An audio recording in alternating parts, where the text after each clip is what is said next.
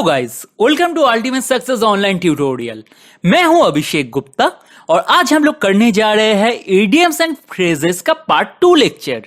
जो लोग ये लेक्चर पहली बार देख रहे हैं उन लोग को मैं बोलना चाहता हूं कि आप लोग ये लेक्चर देखने से पहले इडियम्स एंड फ्रेजेस का पार्ट 1 लेक्चर जरूर देखिए, क्योंकि idioms and phrases MBA entrance exam के लिए बहुत इंपॉर्टेंट है। ठीक है, तो और जो लोग हमारे चैनल को सब्सक्राइब नहीं किया है उन लोगों को मैं यही रिक्वेस्ट करूंगा, प्लीज आप लोग हमारे ये चैनल को सब्सक्राइब कर लीजिए।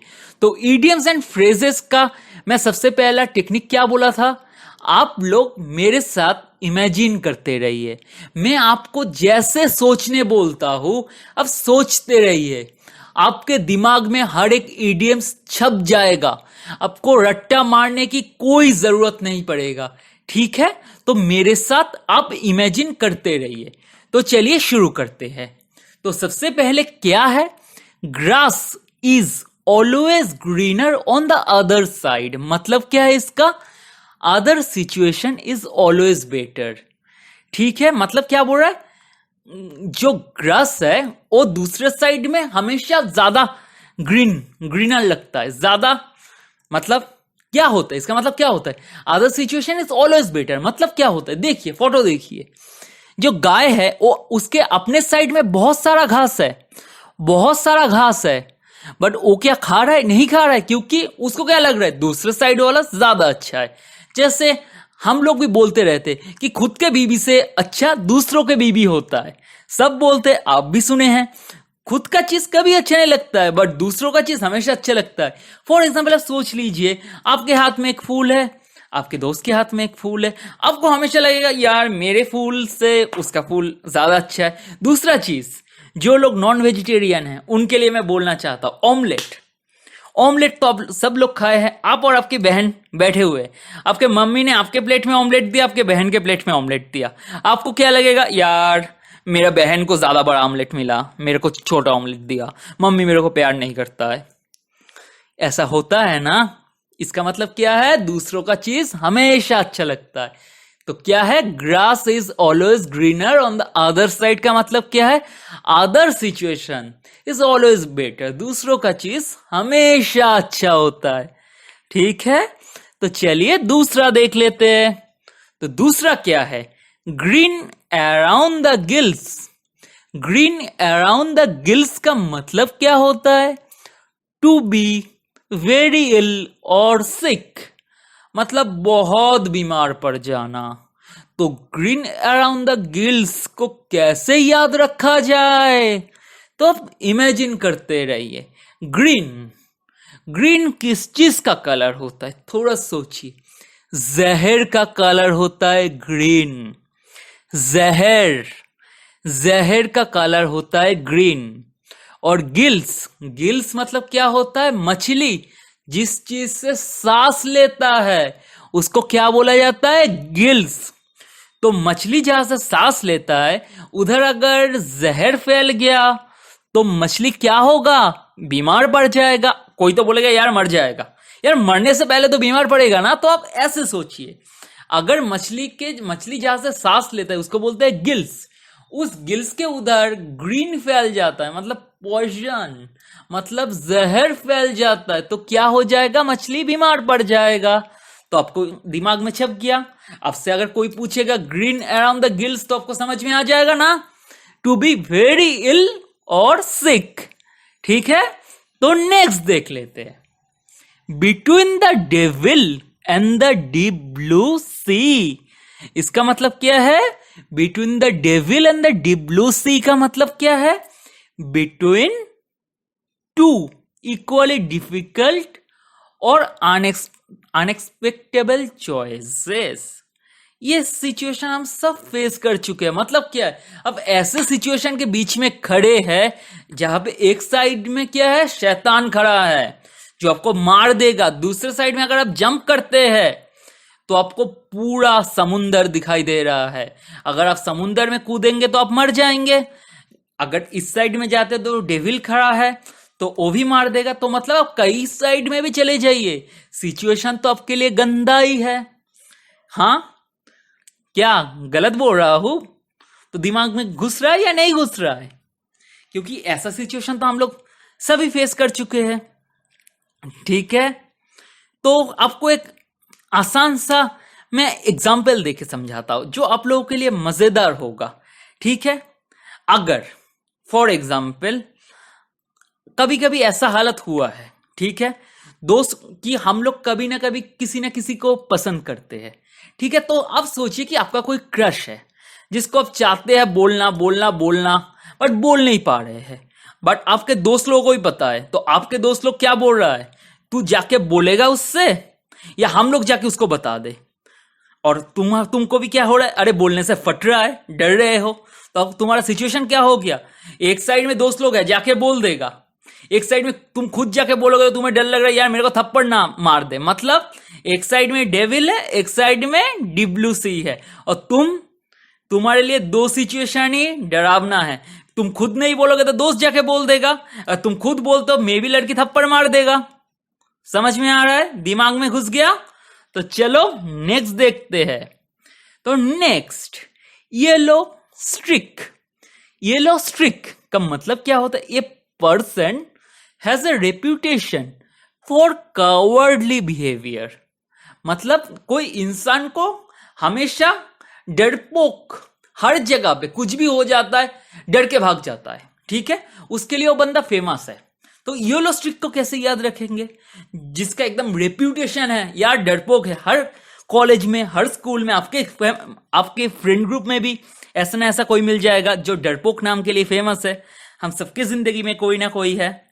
तो येलो स्ट्रिक से कैसे याद रखेंगे? स्ट्रिक का मतलब क्या है, मतलब जो रिपीटेडली वो एकदम कोई काम के लिए फेमस हो गया, हर बार वो स्ट्रिक बनाता है। इधर क्या कावर्डनेस के लिए अपना स्ट्रिक बना रहा है, मैं हर बार डर जाता हूं। ठीक है, तो हर बार स्ट्रिक बना रहा है। और येलो, ठीक है, तो येलो क्या होता है, येलो क्या कलर होता है? अब सोचिए येलो कलर क्या होता है। येलो, अगर कोई येलो कलर के शर्ट पहनता है तो आपको देख के क्या लगता है, वो बंदा बहुत ताकतवर है? नहीं, उसको देख के अगर आप येलो कलर को अचानक देखते हैं, कोई कपड़ा पहन के जा रहा है, तो क्या लगता है, थोड़ा शांत है, उतना ताकत नहीं है, उतना जाके गुस्सा नहीं दिखाएगा, एक शांत। आप अगर येलो को देखते हैं ना, कोई येलो पहना हुआ है, तो आपको ऐसे एक नेचर आना शुरू करेगा। सोचिए, इमेजिन कीजिए कि बंदा बहुत शांत है। ठीक है, तो बंदा के अंदर उतना हिम्मत नहीं है, तो ये हिम्मत नहीं है जब स्ट्रिक बनाने में लग जाता है, तो वो क्या हो जाता है, ये डरने के लिए फेमस हो जाता है। ठीक है, जो मतलब शांत बंदा जो हमेशा थोड़ा भी कुछ हो जाता है तो घबरा जाता है, ठीक है, वो अगर ये चीज को हर बार एक स्ट्रिक बना लेता है, हर बार डर जाता है, हर बार डर जाता है, तो क्या करता है, अपने लिए एक स्ट्रिक बना लेता है, अपना एक रेपुटेशन बना लेता है। क्या रेपुटेशन बनाता है, ये तो डरपोक है। ठीक है, तो येलो स्ट्रिक आपके दिमाग में छप गया, ये person has a reputation for cowardly behaviour. तो चलिए नेक्स्ट देखते हैं। नेक्स्ट तो आप सबका बहुत ही फेवरेट है, रेड लेटर डे। मतलब क्या होता है, मेमोरेबल डे। तो इसको कैसे याद रखेंगे? रेड लेटर, रेड क्या सिंबलाइज करता है, रेड सिंबलाइजेस लव, प्यार। तो कोई भी आपका प्यार का दिन है तो आपका क्या दिन बन जाएगा, मेमोरेबल डे। अगर आपने किसी दिन अपने जिसको आप इतना प्यार करते हैं उसको प्रपोज करते हैं कोई लाल फूल से, लाल गुलाब से, तो वो दिन तो आपके दिमाग में छप जाएगा ना। तो दिमाग में घुस गया, रेड लेटर डे का मतलब क्या है, मेमोरेबल डे, पूरा दिमाग में छप गया। समझ में आ गया? तो चलिए नेक्स्ट देख लेते हैं। नेक्स्ट क्या है, शेड्स ऑफ ग्रे। इसका मतलब क्या होता है, वेरी डिफिकल्ट टू डिस्टिंग्विश। बच्चे लोग इसको देख के 50 शेड्स ऑफ ग्रे के बारे में सोच मत लेना, ठीक है। मेरे को पता है मैक्सिमम लोग जो देख रहे हैं ये, तो वो लोग यही सबसे पहले दिमाग में आया होगा, शेड्स ऑफ ग्रे मतलब 50 शेड्स ऑफ ग्रे। नहीं, थोड़ा पढ़ाई में रहिए।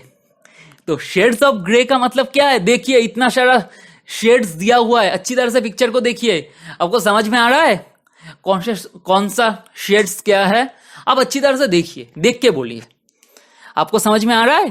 कितना डिफिकल्ट है ना एक शेड से एक शेड समझना। थोड़ा देखिए, अच्छी तरह से देखिए। एक शेड से दूसरे शेड को डिस्टिंग्विश करना आसान है या डिफिकल्ट है? आपको अगर मैं सबका नाम लिखने बोलूं, आप नाम लिख सकते हो? डिफिकल्ट होगा, आपको डिफिकल्टी फेस होगा, जरूर होगा। तो याद रह जाएगा, शेड्स ऑफ ग्रे का मतलब क्या होगा? Very difficult to distinguish. इतना सारा शेड्स है, आपको समझ में आ रहा है किसका नाम क्या है या कौन सा किससे अलग है? मतलब बहुत डिफिकल्ट है समझना। ठीक है, समझ में आ गया? तो नेक्स्ट देखते हैं, नेक्स्ट क्या है? Tickled pink.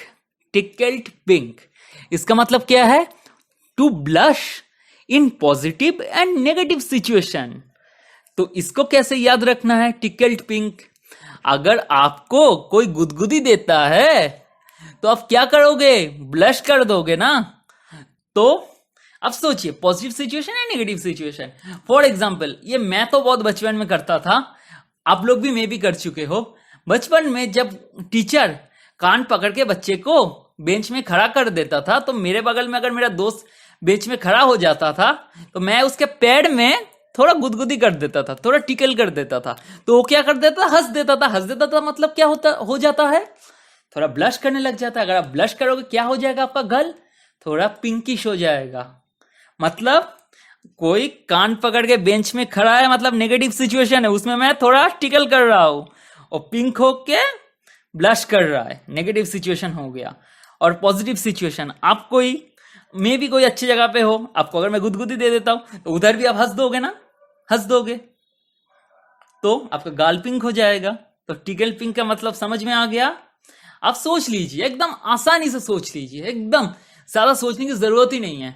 अब सोचिए, आप कहीं भी हो, पॉजिटिव सिचुएशन में हो या नेगेटिव सिचुएशन में हो, आपको अगर कोई गुदगुदी देगा, आपका गल पिंक हो जाएगा और आप ब्लश करना शुरू कर देंगे। ठीक है, तो दिमाग में घुस गया। तो blush in a positive and negative situation. तो नेक्स्ट देखते हैं, in black and white. Black and white का मतलब क्या होता है? स्ट्रेट फॉरवर्ड और वेरी क्लियर और क्रिस्टल क्लियर।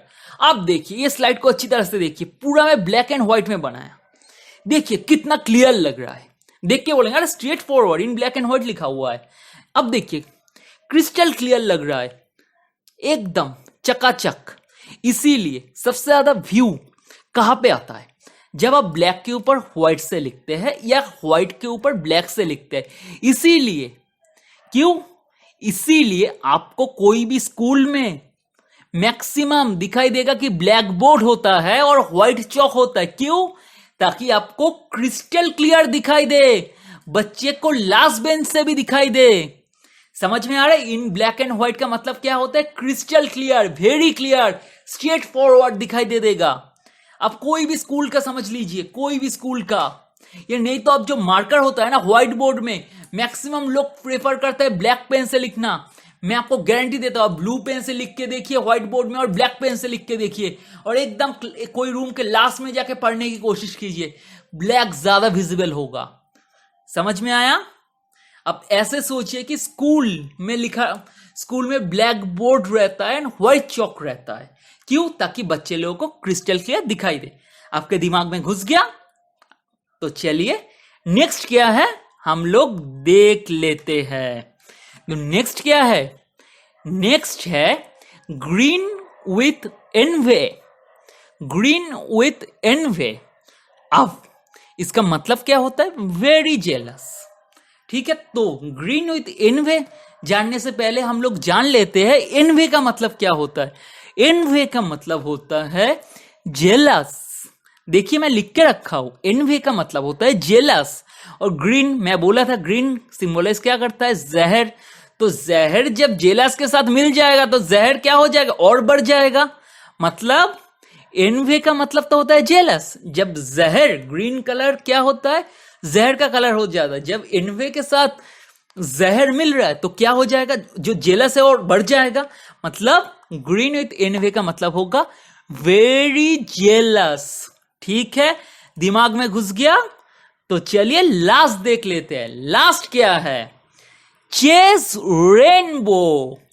चेस रेनबो इसका मतलब क्या है? परसुइंग ए गोल और objective that does not happen in reality. अब सोचिए, मतलब आप कोई गोल और ऑब्जेक्टिव बना के रखे हो जो रियलिटी में हो ही नहीं सकता। अब सोचिए, चेस रेनबो, आप कभी रेनबो को चेस कर सकते हैं? इसलिए तो मैंने फोटो दिया हूं कि मेरे को भी मन कर रहा है कि कार्लसबर्ग का बियर पीऊं चांद पे बैठ के। ये मैं गोल बना के रख दिया हूं, इसलिए मैं फोटो भी दिया हूं। बट ये गोल क्या रियलिटी में हो सकता है? अब बोल सकते यार अब तो सब चांद पे जा रहा है, ये जा रहा है, वो जा रहा है, वो तो बहुत देर का बात है। बट अगर मैं अभी बैठ के ये गोल बनाऊं, इज इट रियली पॉसिबल? मैं क्या कल सोच के बनाऊं कि मैं कल तो चांद पे जाऊंगा, एक कार्लसबर्ग का बियर लेके आराम से बैठ के पीऊंगा और धरती को देखूंगा उधर से? पॉसिबल है? नहीं है। तो चेस रेनबो मतलब ऐसा कोई गोल और ऑब्जेक्टिव बना रहा हो जो कभी पॉसिबल ही नहीं है। मैं रेनबो कितना दूर चेस कर सकता हूं? कर पाऊंगा? नहीं कर पाऊंगा ना।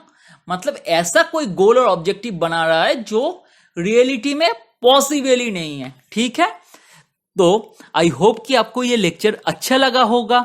अगर लेक्चर अच्छा लगे तो लाइक कीजिए, कमेंट करके बोलिए और प्लीज सपोर्ट कीजिए। आप लोग जितना लाइक देंगे उतना हम लोग मोटिवेट हो जाएंगे आपके लिए और अच्छे अच्छे ट्रिक्स के साथ वीडियो लाने के लिए, क्योंकि ईडीएम्स एंड फ्रेजेस बहुत इंपॉर्टेंट है। और मैं आपको ट्रिक्स के साथ इसीलिए समझाता हूं ताकि आपको रट्टा मारने की जरूरत ना पड़े, आपके दिमाग में छप जाए।